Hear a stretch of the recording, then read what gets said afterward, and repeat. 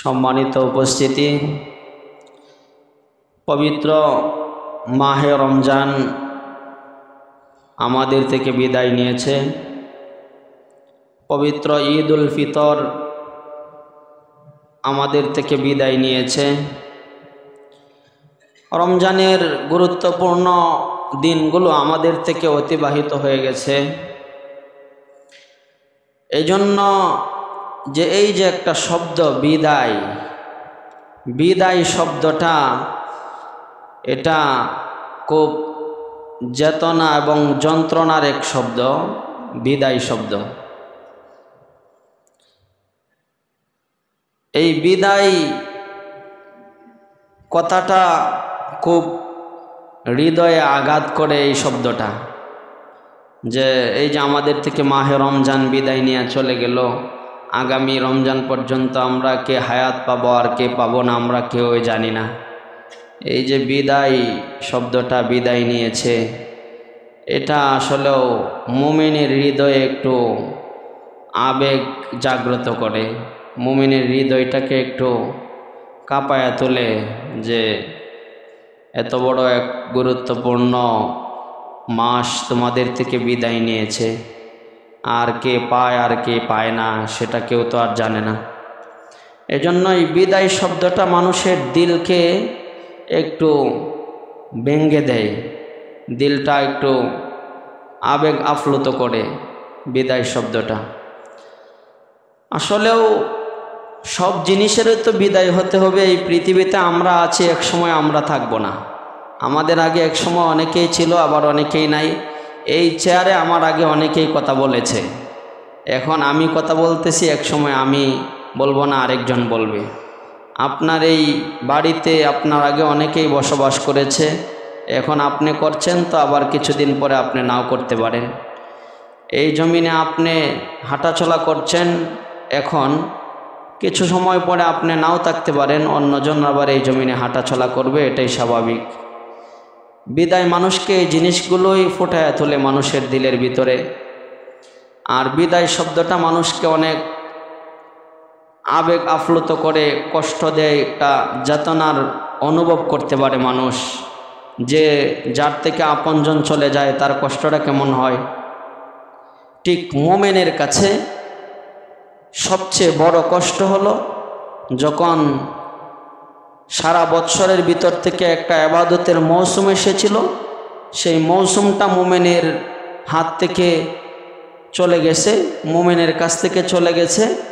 প্রকৃত মুমিন হিসাবে রমজান চলে যাওয়াটা তার জন্য একটু কষ্ট, তার জন্য একটু কষ্ট। আর এটা মানতেই হবে যে বিদায় পৃথিবীর সবাই নিবে, একদিন না একদিন সবাই চলে যাবে, কেউ আর এই পৃথিবীতে থাকবে না। এটা তো আল্লাহ তাআলা কোরআনে কারিমে স্পষ্ট করে দিয়েছেন, কুল্লু মান আলাইহা ফান।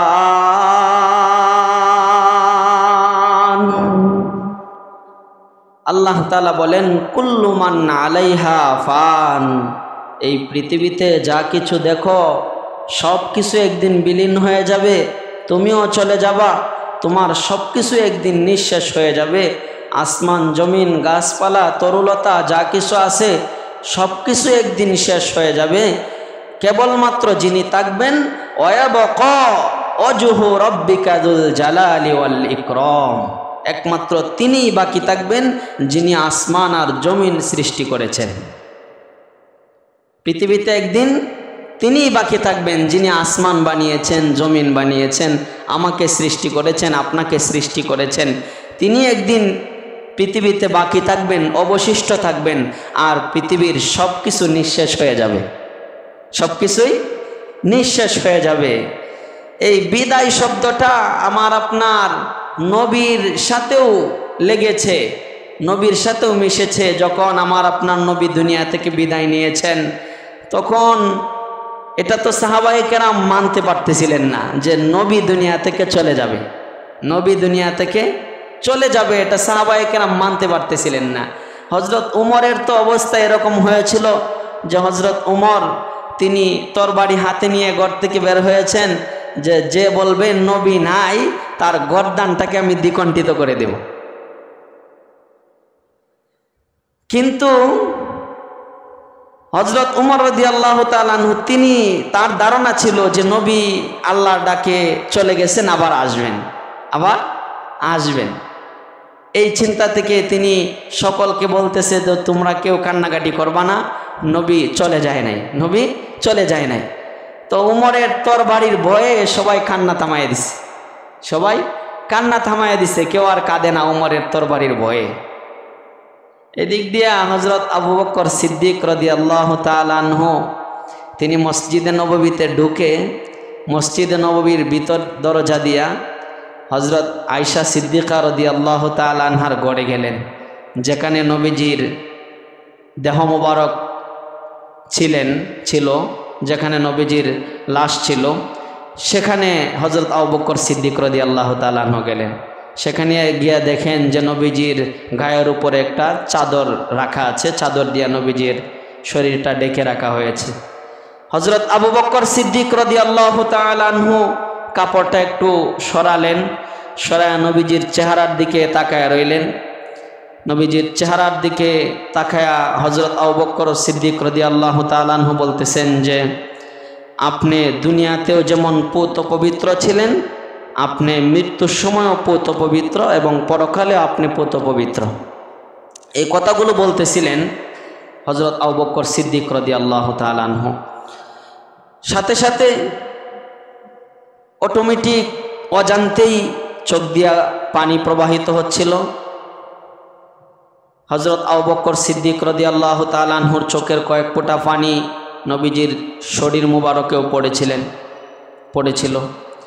তো এই অবস্থায় হযরত আবু বকর সিদ্দিক রাদিয়াল্লাহু তাআলা আনহু চিন্তা করলেন যে বিদায় শব্দটা তো আর কেউ মেনে নিতে চায় না, মেনে নিতে কষ্ট হয়। তো এখন আমি যদি দুর্বল হয়ে যাই তাহলে তো অবস্থা খারাপ হবে। এজন্য হযরত আবু বকর সিদ্দিক রাদিয়াল্লাহু তাআলা আনহু সেখান থেকে বের হয়ে তিনি সরাসরি মসজিদে নববীর মিম্বরে এসে বসলেন, মিম্বরে এসে দাঁড়ালেন। সমস্ত সাহাবায়ে কেরাম মনে করলেন যে হয়তোবা আবু বকর সিদ্দিক রাদিয়াল্লাহু তাআলা আনহু আমাদেরকে কিছু সান্ত্বনা দিবেন যেহেতু নবী চলে গেছে।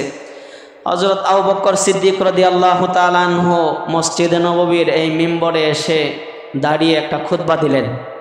সেই খুতবাতে তিনি যে আয়াতটা তেলাওয়াত করলেন, এই আয়াতটা আল্লাহ তাআলা কোরআনে কারিমে কিয়ামত পর্যন্ত মানুষের জন্য রেখে দিয়েছেন সংরক্ষণ করে। সে আয়াতটা তেলাওয়াত করলেন, ওমা মুহাম্মাদুন ইল্লা রাসূল কদ খালাত মিন ক্বাবলিহির রাসূল। এই আয়াতটা তেলাওয়াত করলেন।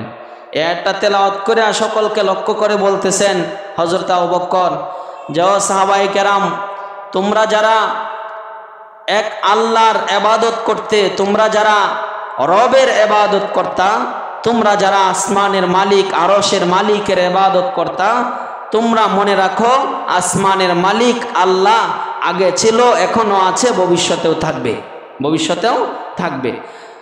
আর যারা মুহাম্মদ সাল্লাল্লাহু আলাইহি ওয়াসাল্লামের ইবাদত করতা, তারা মনে রাখো ওমা মুহাম্মাদুন ইল্লা রাসূল, মুহাম্মদ সাল্লাল্লাহু আলাইহি ওয়াসাল্লাম একজন রসুল, কদ খালাত মিন ক্বাবলিহির রাসূল, তিনি একজন রসুল, তিনি একজন মানুষ, এছাড়া আর কিছুই নয়। সুতরাং তার মৃত্যু হয়েছে, তিনি রবের ডাকে সাড়া দিয়ে রবের সন্নিকটে চলে গিয়েছেন। এই কথাটা বলার পরে, এই আয়াতটা বলার পরে হযরত ওমর রাদিয়াল্লাহু তাআলা আনহুর হুশ আসছে। তিনি ভাবতেছে যে এই আয়াতটা মাত্র এখনই নাজিল হয়েছে মনে হয়। অথচ ওমর রাদিয়াল্লাহু তাআলা আনহু এই আয়াত জানতেন না। আওয়াজ দেন যারা ঘুমাইতেছে, ঘুম ভাঙবো। জানতেন না? এই আয়াত জানতেন যে আয়াতটা আছে কোরআনে কারিমে। গুরুত্বপূর্ণ একটা আলোচনা আজকে এই ঈদ উল ফিতর পরবর্তী, মনোযোগ দিয়ে শুনলে অবশ্যই অনেক ফায়দা হবে। তাহলে ওমর রাদিয়াল্লাহু তাআলা আনহু জানতেন যে এই আয়াতটা কোরআনে কারিমে আছে, কিন্তু তখন তার মাথায় ছিল না এই আয়াতটা আছে। যখন আবু বকর সিদ্দিক রাদিয়াল্লাহু তাআলা আনহু বললেন যে ওমা মুহাম্মাদুন ইল্লা রাসূল কদ খালাত মিন ক্বাবলিহির রাসূল, ওমর রাদিয়াল্লাহু তাআলা আনহু মনে করলেন যে এইমাত্র মনে হয় আয়াতটা নাজিল হয়েছে। তখন ওমর রাদিয়াল্লাহু তাআলা আনহু শান্ত হইলেন।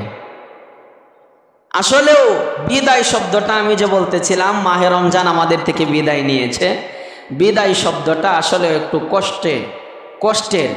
মানুষ আপনজন একজন আরেকজনের থেকে চলে যায়, মানুষকে কষ্ট দিয়ে যায় না, কিছু সময়ের জন্য তার হৃদয়টা একবারে ভেঙ্গে চুরমার হয়ে যায়, ঠিক না? হ্যাঁ, এটা মানুষকে কষ্ট দেয় বিদায় শব্দটা। এজন্য আজকের আলোচনার 1 নাম্বার কথা হলো যে রমজান মাসে আমরা যেই পরিমাণে ইবাদত বন্দেগী করেছি, আল্লাহ তাআলা পবিত্র কোরআনে একজন মহিলার উদাহরণ দিতে গিয়ে একটা আয়াত টানছেন সূরাতুল নাহালের ভিতরে। সূরাতুল নাহালের ভিতরে একটা আয়াত টানছেন একজন মহিলার উদাহরণ দিতে গিয়ে। কি উদাহরণ দিছেন? যে একজন মহিলা একটা সুতা খুব কষ্ট করে পেঁচাইছে, আবার যদি এই কষ্ট করে পেঁচানো সুতাটা যদি মুহূর্তের ভিতরে ছিঁড়ে ফেলে দেয় কেউ, তার কষ্ট লাগবে না? হ্যাঁ, কষ্ট লাগবে। আল্লাহ তাআলা বলতেছেন যে হে আমার বান্দারা, তোমরা তো রমজান মাস ইবাদতের মৌসুম হিসাবে দিয়েছিলাম, তোমরা রমজান মাসে ইবাদত বন্দেগী বেশি থেকে বেশি করেছ, তোমাদের আমলের পাল্লা ওজন করেছ, আমলের পাল্লা বাড়িয়েছ, আমলের সংখ্যা বাড়িয়েছ, আমলের ওজন বাড়িয়েছ। তবে এই আমলগুলো অযথাই নষ্ট করে দিও না, অযথাই কি করো না, নষ্ট করে দিও না। কারণ নষ্ট যদি করে দাও, ওই যে মহিলা সুতা পেঁচাইছে কষ্ট করে, আবার মুহূর্তের ভিতরে সুতাগুলো খুলে পড়ে গেছে, তার যেমন এই সুতাগুলো পেঁচানোর দ্বারা কোনো লাভ হয় নাই, তোমরাও রমজান মাস এত কষ্ট করে ইবাদত বন্দেগী করেছ, এই আমলগুলো যদি রমজানের পরে নষ্ট করে দাও, কোনো লাভ নাই। কি নাই? কোনো লাভ নাই। সূরা মুহাম্মাদের 33 নম্বর আয়াতে আল্লাহ তাআলা বলেন, কুল আতিউল্লাহ ওয়া আতিউর রাসূল, কুল আতিউল্লাহ ওয়া আতিউর রাসূল ওয়া লা তুবতিলু আমালাকুম।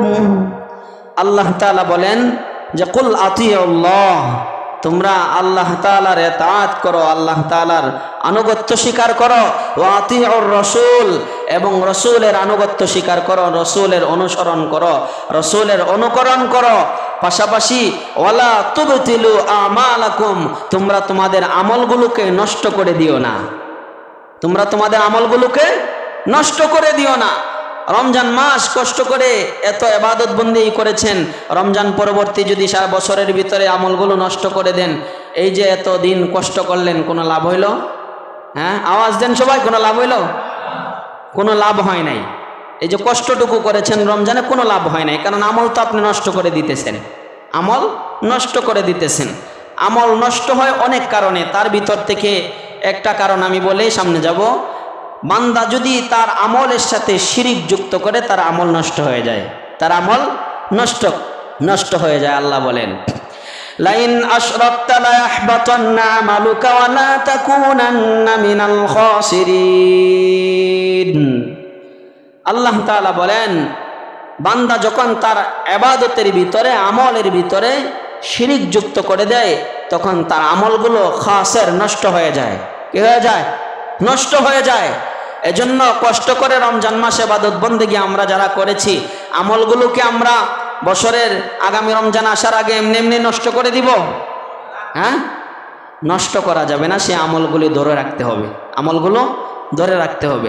আমলগুলি ধরে রাখার জন্য আমি আজকে একটা সংক্ষিপ্ত ভূমিকার উপরে যতটুকু সময় আছে আলোচনা করব। ভূমিকাটা হলো, একজন মানুষের জীবদ্দশায় মরণের আগ পর্যন্ত, হায়াতের পর থেকে মরণের আগ পর্যন্ত, জন্মের পর থেকে এই সময়টা যে বলে, এই সময়টা যে আমরা আছি, এই সময়ের ভিতরে, এই সময়টাকে কিসের জীবন বলা হয়? বোঝেন নাই? আবার বোঝেন। আপনার জন্মের পর থেকে নিয়ে মৃত্যু পর্যন্ত এই সময়টাকে কিসের জিন্দিগি বলা হয়? হায়াতের জিন্দিগি। এতটুকু বোঝেন না? মনোযোগ দেন। হায়াতের জিন্দিগি। কিসের জিন্দিগি? হায়াতের জিন্দিগি। মৃত্যুর পর থেকে আরেকটা জগতের নাম সূচনা হয়, সেই জগৎটা হলো মরার পরের জিন্দিগি, মরার পরের জিন্দিগি। মৃত্যুর আগ পর্যন্ত যে জিন্দিগি, এই জিন্দিগির নাম হলো হায়াতের জিন্দিগি। মৃত্যু দিয়া যেই জিন্দিগির সূচনা হয় সেটা হলো মৃত্যুর পরবর্তী জিন্দিগি, মৃত্যুর পরবর্তী জিন্দিগি। এই যে হায়াতের জিন্দিগি, হায়াতের জিন্দিগি, এটাকে সংক্ষিপ্তভাবে যদি আপনি ধরে নেন তাহলে হলো যে যতদিন আপনি দুনিয়াতে বাঁচেন হায়াতের জীবন। কিসের জীবন? হায়াতের জীবন, হায়াতের জীবন। এই হায়াতের জীবন শেষ হইলে আরেকটা জীবন শুরু হয়, সেটা কি? মৃত্যুর পরবর্তী জীবন, মৃত্যুর পরবর্তী জীবন। এই দুইটা জিনিসের ভিতর থেকে বুঝতে হলে আপনাকে শুরুতে একটা বিষয় বুঝতে হবে যে যতদিন দুনিয়াতে আছেন, যতদিন দুনিয়াতে আছেন মৃত্যুর আগ পর্যন্ত আপনার কাছে সবচেয়ে শ্রেষ্ঠ, সবচেয়ে দামি, সবচেয়ে মূল্যবান যেই জিনিসটা আপনার কাছে মনে হয় সেটার নাম কি? আওয়াজ দিয়ে বলেন তো। একজন মানুষও পারলেন না? আবার ভালো করে বুঝেন, উত্তর দিন। আমি তো শুরুতেই বলছি যে আজকের আলোচনায় আপনি মনোযোগ দেন, কিছু বিষয় শিখতে পারবেন। এই হায়াতের জিন্দিগিতে মরার আগ পর্যন্ত, মৃত্যুর আগ পর্যন্ত হায়াতের জিন্দিগিতে যেই জিনিসটা আপনাকে দুনিয়াতেও দামি বানায়, মৃত্যুর পরেও দামি বানায়, এমন একটা জিনিস, এই জিনিসটার নাম কি? হ্যাঁ, কিছুটা বুঝতে পারছেন। এই জিনিসটার নাম কি? ঈমান। আওয়াজ দেন, কি? ঈমান। ঈমান কি? ঈমান। কারণ আপনার হায়াতের জিন্দিগিতে যদি আপনার ঈমান না থাকে, আপনি যদি 50 বছর আমল করেন কোনো লাভ আছে? হ্যাঁ, 5 কোটি টাকা দান করলে কোনো লাভ আছে যদি ঈমান না থাকে? এজন্য একজন মানুষের হায়াতের জিন্দিগিতে সবচেয়ে দামি, সবচেয়ে মূল্যবান, সবচেয়ে গুরুত্বপূর্ণ যেই বস্তুটা, সেই বস্তুটার নাম হলো ঈমান। সেই বস্তুটার নাম কি? ঈমান। মত পর্যন্ত মনে রাখবেন যে সবচেয়ে দামি বস্তুর নাম ঈমান। সবচেয়ে দামি বস্তুর নাম আপনার ব্যাংকে জমানো টাকা নয়। সবচেয়ে দামি বস্তুর নাম আপনার 5 কোটি টাকার একটা বাড়ি নয়। সবচেয়ে দামি বস্তুর নাম আপনার ফ্ল্যাটটা নয়, এসি রুমের ফ্ল্যাটটা সবচেয়ে দামি নয়।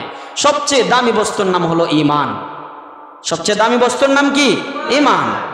এজন্য আল্লাহ তাআলা বলেন, আহাসিবান নাসু আন ইউতরাকু আন ইয়াকুলু আমান্না ওয়া হুম লা ইফতানুন। আল্লাহ তাআলা বলেন, মানুষগুলো কি মনে করেছে যে আমি তাদেরকে ঈমানের পরীক্ষা না নিয়েই ছেড়ে দেব? আমি তাদেরকে ঈমানের পরীক্ষা না নিয়ে এমনি এমনি ছেড়ে দেব? এটা কি মানুষেরা মনে করেছে? এটা মনে করার কোনো সুযোগ নাই। আল্লাহ তাআলা প্রত্যেকটা মানুষের ঈমানের পরীক্ষা নেবেন। কিসের পরীক্ষা নেবেন? ঈমানের পরীক্ষা নেবেন। সংক্ষিপ্তভাবে অন্যত্র আরেক আয়াতে আল্লাহ বলেন, আমি সংক্ষিপ্তভাবে বলে আমার মূল আলোচনায় যাব। আল্লাহ বলেন, ওয়ালানাবলুওয়ান্নাকুম বিশাইইম মিনাল খাউফি ওয়াল জু'i ওয়া নাকসিম মিনাল আমওয়ালি ওয়াল আনফুসি ওয়াস সামারাত। আল্লাহ তাআলা বলেন যে ঈমানদার যে দাবি করবে, ঈমানের উপর যে চলবে, তার ঈমানের পরীক্ষা তো আমি নিবই নিব। ঈমানের পরীক্ষা না নিয়ে তো তাকে প্রতিদান দিব না, তাকে প্রতিদান দিব না। ঈমানের পরীক্ষা দিতেই হবে সকলকে। এজন্যই হায়াতের জিন্দিগিতে মওত পর্যন্ত সবচেয়ে দামি বস্তুর নাম কি? আওয়াজ দিয়ে বলেন। সবচেয়ে দামি বস্তুর নাম হলো ঈমান। এজন্য আমার আজকের আলোচনার বিষয়টা আমি সংক্ষিপ্ত 2 শব্দে সাজাইতেছি। যতদিন হায়াতের জিন্দিগিতে বেঁচে থাকবেন, যদি ঈমানের সাথে থাকেন তাহলে আপনার দাম আছে। তাহলে কি আছে? আপনার দাম আছে। ঈমান ছাড়া বেঁচে থাকলে কোনো দাম নাই। এটা মনে রাখেন। কি নাই? কোনো দাম নাই। ঈমান যদি আপনার না থাকে, আপনার যদি দুনিয়ার সব কিছু থাকে, কোনো মূল্য নাই আল্লাহর কাছে। কি নাই? কোনো মূল্য নাই আল্লাহর কাছে। যদি ঈমান না থাকে, আপনি সুদর্শন চেহারার মালিক, আপনি লাখ টাকার মালিক, কোটি টাকার মালিক, আপনি অনেক দানবীর, আপনি অনেক মানব সেবা করেন, আপনি অনেক মানব রচিত অনেক কাজ কর্মকাণ্ড করেন, আপনি জনগণের সেবায় নিয়োজিত থাকেন, যাই করেন, যদি ঈমান না থাকে আপনার হায়াতের জিন্দেগির কোনো মূল্য নাই। কি নাই? মনে রাখবেন, কোনো মূল্য নাই। আপনি একজনকে খুব ভালো মনে করতেছেন, যে সে তো অনেক দানবীর, সে অনেক মানব সেবা করেছে। যদি আপনার ভিতরে ঈমান না থাকে তাহলে এই মানব সেবার 5 পয়সার কোনো মূল্য নাই। কি নাই? 5 পয়সার কোনো মূল্য নাই, মনে রাখেন ভালো করে। এই জন্য হায়াতের জিন্দিগিতে সবচেয়ে দামি বস্তুর নাম ঈমান। এই ঈমান নিয়ে যে দুনিয়াতে বেঁচে থাকতে পারবে তার দাম আল্লাহর কাছে অনেক বেশি। আবার হায়াতের জিন্দিগি শেষ হয়ে যাওয়ার সূচনাটা যেই শব্দের মাধ্যমে হয় সেটার নাম হলো মৃত্যু। সেটার নাম কি? মৃত্যু। এই মৃত্যুটা যদি ঈমানের সাথে হয়, কিসের সাথে? মৃত্যুটা যদি ঈমানের সাথে হয় সেটাকে বলা হয় ঈমানি মরণ। এক কথায় বলা হয় কি? ঈমানি মরণ। আপনার যদি মৃত্যুটা ঈমানের সাথে হয় তাহলে আপনার মৃত্যুর পরবর্তী জিন্দিগি আপনার জন্য কামিয়াব, মৃত্যুর পরবর্তী জীবন আপনার জন্য সফল কাম, মৃত্যুর পরবর্তী জীবন আল্লাহ তাআলার কাছে আপনি একজন সম্মানী মানুষ। আর যদি আপনার মৃত্যুটা ঈমানের সাথে না হয় তাহলে কুকুর যেমন মরে, গাধা যেমন মরে, গরু যেমন মরে, বকরি যেমন মরে, বাঘ ভাল্লুক জানোয়ার যেমন মরে, 1 পয়সার কোনো মূল্য নাই, আপনারও কোনো মূল্য নাই। আপনারও কি নাই? কোনো মূল্য নাই। কারণ আপনি তো ঈমান ছাড়া দুনিয়া ছাড়ছেন। কি ছাড়া দুনিয়া ছাড়ছেন? ঈমান ছাড়া দুনিয়া ছাড়লে কোনো লাভ আছে? হ্যাঁ, যার ঈমান নাই, ঈমানি অবস্থায় সে মরে নাই, তার কোনো লাভ আছে? হ্যাঁ, কি সে লাভ? তার তো ঈমানই নাই। ঈমান ছাড়া সে দুনিয়া থেকে বিদায় নিছে। ঈমান ছাড়া তো জান্নাত পাওয়া যাবে না। পাওয়া যাবে? সর্বপ্রথম যে ময়দানে মাহশরে আদালতে যে সর্বপ্রথম যে পরীক্ষাটা হবে সেটা ঈমানের পরীক্ষা হবে। সেটা কাফের, মুশরিক, বেঈমান, হিন্দু, মুসলিম সকলের জন্য, সকলের জন্যই।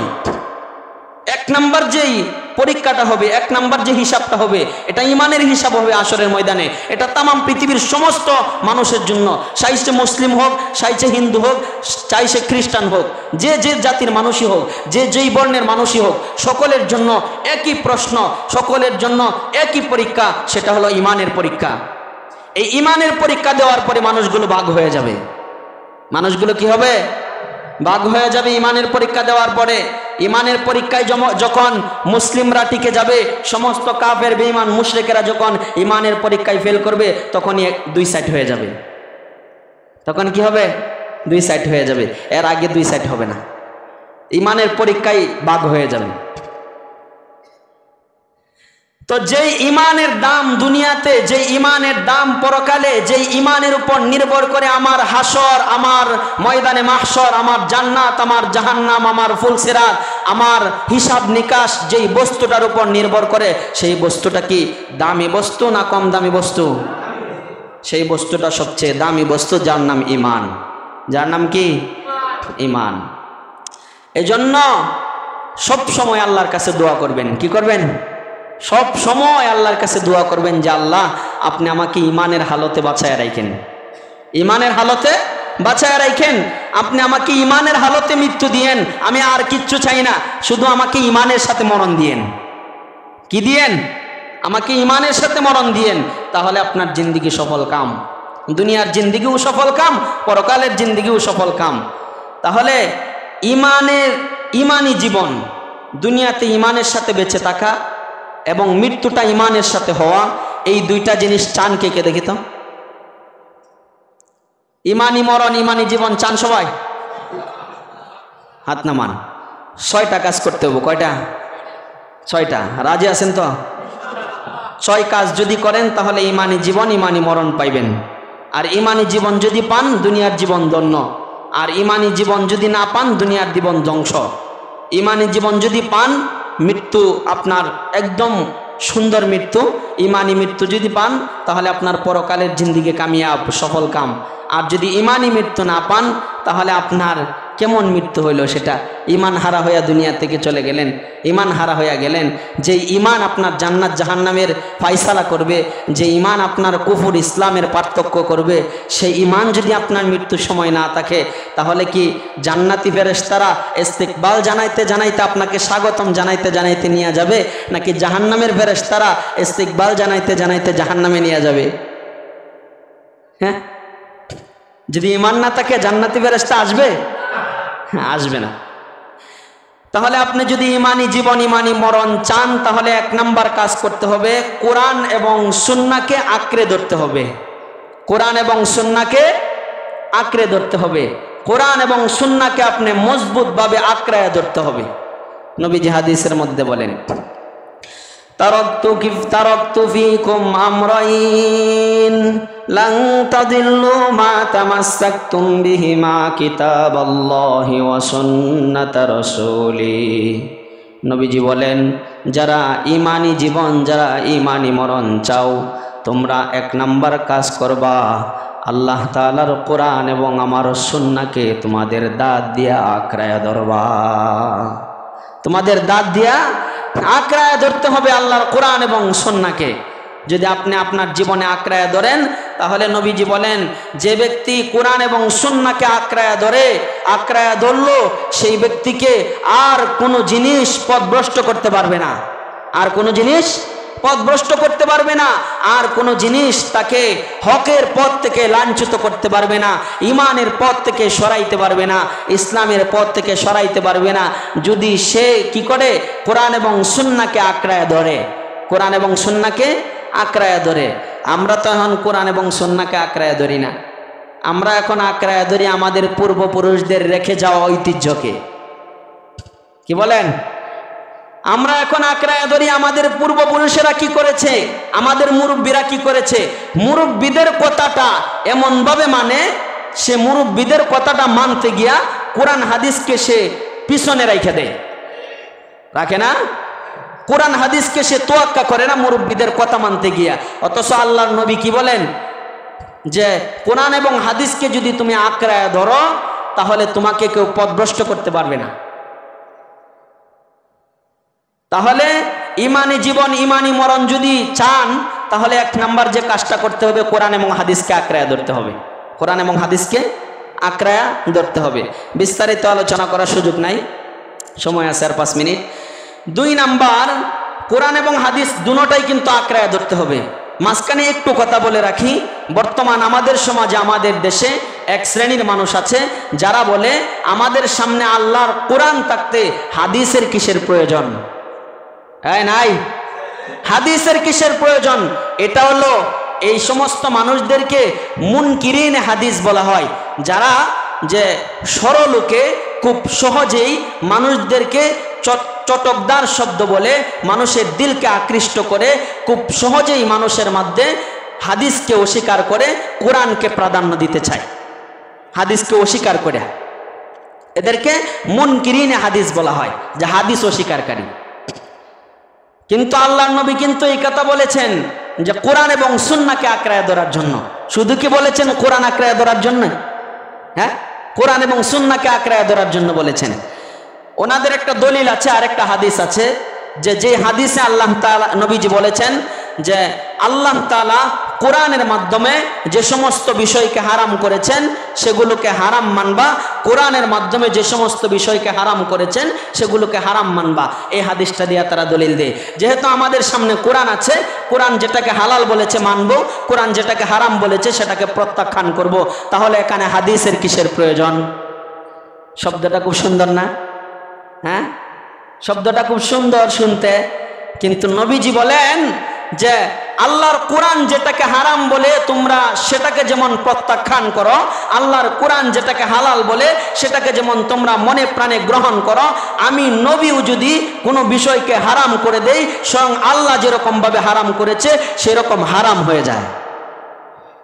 আমি নবীও যদি কোনো বিষয়কে হালাল করি, যেমন আল্লাহ কোরআনে বলেছে যেমন হালাল হয়েছে, আমি নবী বলার দ্বারাও সেটা কোরআনের হালালের মতো হালাল হয়ে যায়। এজন্য আর কোনো সুযোগ নাই, শুধু কোরআন মানতে হবে, কোরআন এবং সুন্নাহ উভয়টাকেই। 1 নাম্বার। 2 নাম্বার হলো, আপনি যত আমলই করেন না কেন, অল্প আমল করেন, তারপরে আমলটা করতে হবে নিয়মিত, লাগাতার। সহিহ বুখারীতে হাদিস এসেছে, আহাব্বুল আমালি ইলাল্লাহি ওয়া আদওয়ামুহা ওয়া ইন কাল্লা।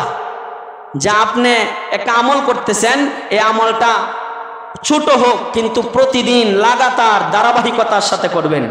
আপনি পারেন না সুবহানাল্লাহ 33 বার পড়তে, তো 10 বার তো পারবেন, 10 বার পারবেন না? তবে 10 বার পড়েন, প্রতিদিন পড়েন, একদিন পরে আরেকদিন গ্যাপ দিয়েন না, প্রতিদিন পড়েন। এই আমলটা আল্লাহর কাছে সবচেয়ে বেশি পছন্দনীয়, যে আমলটা লাগাতার করা হয়। আপনি 2 রাকাত নফল নামাজ পড়েন প্রতিদিন, একদিন 10 রাকাত আর 10 দিন খবর নাই, এরকম না, প্রতিদিন পড়েন 2 রাকাত করে। তবে প্রতিদিন আমলটা দায়েম রাখেন, চালু রাখেন, প্রতিদিন লাগাতার করেন, ধারাবাহিকতার সাথে করেন। সহিহ বুখারীর হাদিস প্রমাণ করে এই আমলটা আল্লাহর কাছে পছন্দনীয় একটা আমল, পছন্দনীয় একটা আমল। এজন্য যে আমলটা করবেন লাগাতার, এর দ্বারা আমি একটু ইঙ্গিত দিতে চাই, রমজানে আমরা যে আমলগুলো অতিরিক্ত করেছি, এই আমলগুলো যদি এখন রমজান চলে গেছে ছেড়ে দেই, তাহলে কি এই হাদিসের উপর আমল হবে?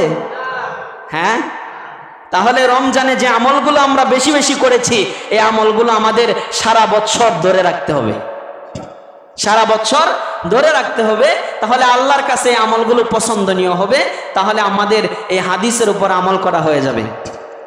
3 নাম্বার, ইমানি মরণ, ইমানি জীবন পাওয়ার জন্য 3 নাম্বার শর্ত হলো, 3 নাম্বার হলো যে কোনো সত্যবাদী মুত্তাকি মানুষদের সঙ্গ গ্রহণ করতে হবে। সূরা তওবার 119 নম্বর আয়াতে আল্লাহ তাআলা বলেন, ইয়া আইয়ুহাল্লাযীনা আমানুত্তাকুল্লাহা ওয়া কুনু মা'আস সাদিকিন। আল্লাহ বলেন, হে ইমানদারেরা, তোমরা আমি আল্লাহ তাআলাকে ভয় করো। এই ভয় করার অর্থ আবার 2টা। একটা হলো আল্লাহ তাআলা যে সমস্ত আদেশগুলো করেছেন সেগুলোকে গ্রহণ করো, যে সমস্ত নিষেধগুলো করেছেন সেগুলোকে প্রত্যাখ্যান করো, এর মাধ্যমে আল্লাহ তাআলাকে ভয় করো। ইমাম তাবারি রহমাতুল্লাহি আলাইহি তার তাফসিরে তাবারিতে তিনি লিখেছেন, যেই ব্যক্তিগুলা আল্লাহ তাআলার নিষেধগুলোকে মান্য করবে, আল্লাহ তাআলার আদেশগুলোকে স্বেচ্ছায় গ্রহণ করে নেবে, এই সমস্ত ব্যক্তিদেরকে কিয়ামতের ময়দানে, হাউজে কাউসারের ময়দানে, আরশে আজিমের সামনে যখন বিচারের মাঠ কায়েম হয়ে যাবে ময়দানে মাহশরে, সেই সময় আল্লাহ তাআলা এই সমস্ত বান্দাদেরকে সিদ্দিক এবং শহীদ এবং সালিহিন, নবী এবং আউলিয়াদের সাথে আল্লাহ তাআলা তাদেরকে হাসরের ময়দানে দাঁড় করায় দিবেন, যদি আল্লাহ তাআলাকে ভয় করে। আল্লাহ তাআলা বলেন, ওয়া কুনু মা'আস সাদিকিন। সত্যবাদী যারা, সাদিকিন যারা, তাদের সঙ্গী হও, তাদের সঙ্গ নেও, তাদের সংস্পর্শে থাকো। এটা হলো ইমানি জীবন, ইমানি মরণ পাওয়ার 3 নাম্বার শর্ত। সত্যবাদী যারা, তাদের সাথে চলাফেরা করতে হবে। বর্তমান তো আমরা যাদের সাথে চলবো তাদেরকে বাছাই করতে জানি না। একজন সারা দিন বলে মিথ্যা, তার সাথে আমার বন্ধুত্ব, তার সাথে আমার বন্ধুত্ব। একজন সারা জীবন করে নেশা, সারা জীবন করে খুন খারাপি, সারা জীবন করে খারাপ কাম, তার সাথে আমার বন্ধুত্ব। একজন নামাজের দ্বারে কাছেও আসে না, ঠিকমতো নামাজও পড়ে না, তার সাথে আমার খুব ভালো ফ্রেন্ড। আল্লাহ কি বলে দেখছেন, ওয়াকুনু মা'আস সাদিকিন। সত্যবাদী যারা, সাদিকিন যারা, আল্লাহওয়ালা যারা, তাদের সাথে তোমার বন্ধুত্ব হবে, তাদের সাথে তোমার সংস্পর্শ হবে, তাদের সাথে তোমার উঠা বসা হবে। তাদের সাথে উঠা বসা করলে লাভ কি হবে? আল মারউ মা'a মান আহাব্বা।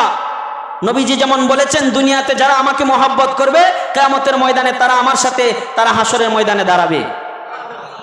দুনিয়াতে যদি আপনি একজন সাদিকিন, সত্যবাদী, পরহেজগার, স্বচ্ছ, পিওর একজন ভালো মানুষের সাথে উঠা বসা করেন, কিয়ামতের ময়দানে তার হাসর আপনার সাথে হবে। দুনিয়াতে যদি আপনি মিথ্যাবাদীদের সাথে, সুলসুগুরিদের সাথে চলাফেরা করেন, উঠা বসা করেন, কিয়ামতের ময়দানে হাসরটা তার সাথেই হবে। এজন্য বন্ধু বানাতে হবে, চলাফেরা করতে হবে, বন্ধু হিসাবে গ্রহণ করতে হবে। আল্লাহর কোরআন যেভাবে দিক নির্দেশনা দেয়, সত্যবাদীদের সাথে চলাফেরা করতে হবে। সাদিকিন যারা মুত্তাকি, তাদের সাথে ওঠা বসা করতে হবে। তাহলে আপনার হায়াতের জীবনে ইমানের সাথে বাঁচতে পারবেন। একজন সাদিকিন, সত্যবাদী, মুত্তাকি, আল্লাহওয়ালা মানুষ কি আপনাকে ইমানের প্রতি উৎসাহ দিবে নাকি বেঈমান হওয়ার জন্য উৎসাহ দিবে? এজন্য আপনি ইমানি জীবন পাইবেন। তার সাথে চললে আপনি কিছু নসিহত গ্রহণ করিয়া ইমানি মরণ পাইবেন। 4 নাম্বার শর্ত, সময় নাই। 4 নাম্বার শর্ত ইমানি জীবন পাওয়ার জন্য ইমানকে নবায়ন করতে হবে। কি করতে হবে? এখন বলবেন, হুজুর ইমান আবার নবায়ন করে কেমনে? ইমান তো ইমানই আবার নতুন করে কেমনে? ইমান আবার নতুন করে কেমনে? আল্লাহর নবী সাহাবায়ে কেরামকে বলেছেন যে তোমরা তোমাদের ঈমানকে নবায়ন করো, জাদ্দিদু ঈমানাকুম, তোমরা তোমাদের ঈমানকে নবায়ন করো। সাহাবায়ে কেরাম প্রশ্ন করলেন, ইয়া রাসূলুল্লাহ কাইফা নুজাদ্দিদু ঈমানানা, আমরা আমাদের ঈমানকে কিভাবে নবায়ন করব? তখন নবীজি বলছেন, আকসিরু মিন কওলি লা ইলাহা ইল্লাল্লাহ, তোমরা বেশি বেশি লা ইলাহা ইল্লাল্লাহ পড়বা, তাহলে তোমাদের ঈমান নবায়ন হয়ে যাবে। তো বেশি বেশি লা ইলাহা ইল্লাল্লাহ পড়বো তো ইনশাআল্লাহ। 5 নাম্বার, মেসওয়াকের উপর আমল করবেন, তাহলে ইমানি জীবন পাইবেন, ইমানি মরণ পাইবেন। মেসওয়াক কি? মেসওয়াকের উপর আমল করবেন, ঠিক আছে। 5 নাম্বার, সব সময় নামাজের আগে সব সময় মেসওয়াক করবেন, মেসওয়াক করে মেসওয়াকের উপর সব সময় চলবেন, সব সময় যেন আপনার পকেটে মেসওয়াক থাকে। হাদিসের মধ্যে আসছে মেসওয়াক মানুষের মুখের সুগন্ধি আনয়ন করে এবং আল্লাহর সন্তুষ্টি হাসিল করে, ঠিক আছে। 6 নাম্বার, আল্লাহর কাছে সব সময় দোয়া করবেন যে আল্লাহ আমার জীবনটা যতদিন বেঁচে আছি ইমানের সাথে রাখিয়েন, আমার মৃত্যুটা ইমানের সাথে দিয়েন, আমি আর কিচ্ছু চাই না, দুনিয়াতে ইমানি জিন্দেগি চাই, মরার সময় ইমানি মরণ চাই, আর কিছু চাই না। এই দোয়াটা সব সময় করবেন তো ইনশাআল্লাহ? এই 6টা কাজ করতে পারবেন তো ইনশাআল্লাহ? 1 নাম্বার কি বলেছিলাম? কোরআন সুন্নাহ আঁকড়িয়ে ধরবেন। 2 নাম্বার, ছোট হোক আমলটা লাগাতার করবেন, ঠিক আছে। 3 নাম্বার, সাদিকিন সত্যবাদী যারা তাদের সাথে উঠা বসা করবেন। 4 নাম্বার, ইমানকে নবায়ন করবেন বেশি বেশি কালেমা পড়ার মাধ্যমে। 5 নাম্বার, মেসওয়াকের আমল করবেন। 6 নাম্বার, আল্লাহর কাছে দোয়া করবেন যে আল্লাহ ইমানি জীবন ইমানি মরণ দেন। পারবেন তো ইনশাআল্লাহ?